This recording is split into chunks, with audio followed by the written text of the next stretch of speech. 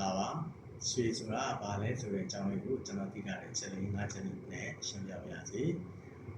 နံပါတ်1ကတော့ရွှေကိုကျွန်တော်တို့ကတတ္ထုရဲ့ဘယင်းလို့တင်စားဖော်ပြကြပါတယ်ဘာလို့တတ္ထုရဲ့ဘယင်းလို့တင်စားဖော်ပြလဲဆိုရင်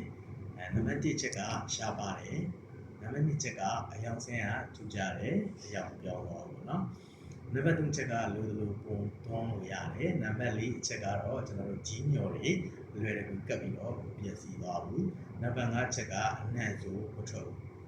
နံပါတ်6ကတော့လူတွေရဲ့အစဉ်တစားအဖြစ်နဲ့ကျွန်တော်တို့အမြတ်တနုဝတ်ဆင်ကြတယ်ပေါ့ဗျာနံပါတ်9ကတော့ကျွန်တော်တို့ငွေကြေးတွေရိုက်ထုတ်တဲ့အခါမှာတချို့နိုင်ငံတွေကရွှေကိုအပေါင်သဘောမျိုးနဲ့ထားပြီးတော့ရိုက်ထုတ်အသုံးပြုကြတာရှိပါတယ်ဒီလိုစတဲ့အချက်တွေကြောင့်ရွှေကိုကျွန်တော်တို့ကတတ်ထုတ်ရပြင်လို့တင်စားခေါ်ကြတာဖြစ်ပါတယ်နံပါတ်4ချက်ကတော့ရွှေကိုကျွန်တော်တို့အင်္ဂလိပ်လို GOLD gold လို့ခေါ်ပါတယ်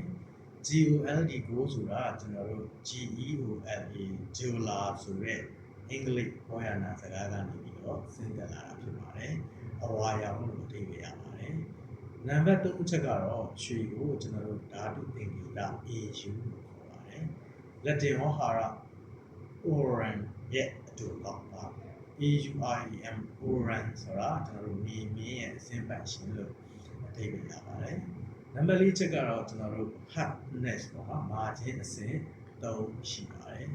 နံပါတ်5ချက်ကတော့ကျွန်တော် density လို့ခေါ်တဲ့တိတ်သေးစား19.3မြင့်ရှိပါတယ်